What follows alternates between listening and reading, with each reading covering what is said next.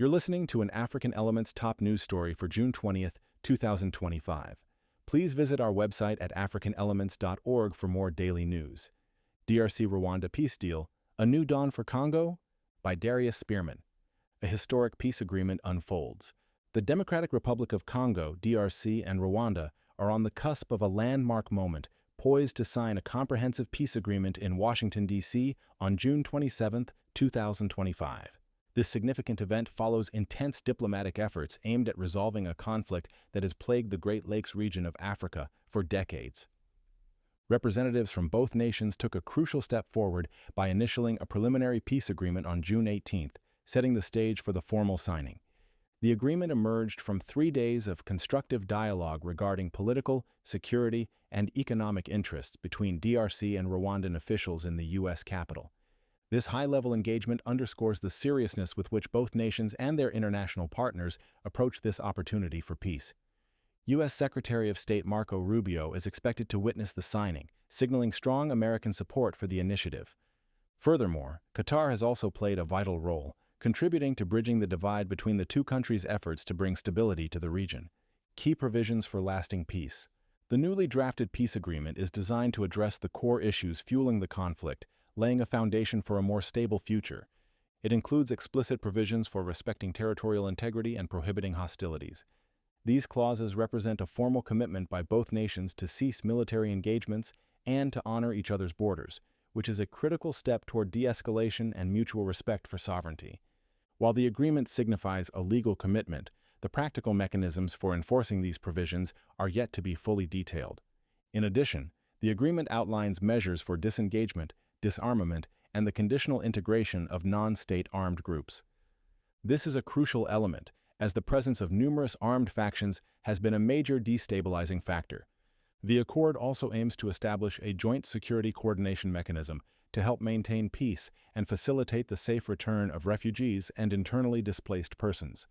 Moreover, it seeks to facilitate humanitarian access and create a regional economic integration framework, which could foster shared prosperity and reduce incentives for conflict.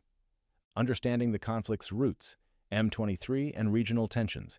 The conflict between the Democratic Republic of Congo and Rwanda is deeply rooted in history, particularly influenced by the devastating 1994 Rwandan genocide and its complex aftermath. At the heart of the recent escalation lies the M23 rebel group, primarily composed of ethnic Congolese Tutsis.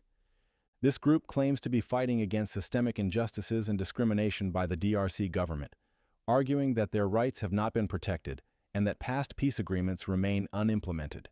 Congo has consistently accused Rwanda of backing these M23 rebels in the eastern part of the country. Despite Rwanda's denials, United Nations experts have provided evidence suggesting that the M23 rebels received support from approximately 4,000 troops from Rwanda. Furthermore, UN investigations indicate that M23 also receives support from Uganda. This external backing has allowed M23 to emerge as the most formidable armed rebel group among the estimated 100 operating in eastern DRC, equipped with sophisticated weapons and significant personnel. The conflict dramatically escalated in January 2025 when M23 rebels seized the strategic city of Goma, followed by Bukavu in February, intensifying the humanitarian crisis and regional instability. The web of non-state armed groups. Eastern Democratic Republic of Congo is a complex landscape, home to an estimated 100 armed groups, all vying for influence and control. Among these, M23 stands out as the most powerful and organized. The pervasive presence of these non-state armed groups significantly fuels the ongoing conflict and instability, impacting the lives of millions of Congolese people. Their activities contribute to widespread violence, displacement, and the exploitation of natural resources.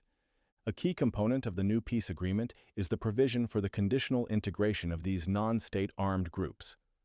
While this offers a pathway to disarm and reintegrate fighters into society, the specific steps for disarmament, the criteria for conditional integration, and the exact definition of what conditional entails are not yet detailed.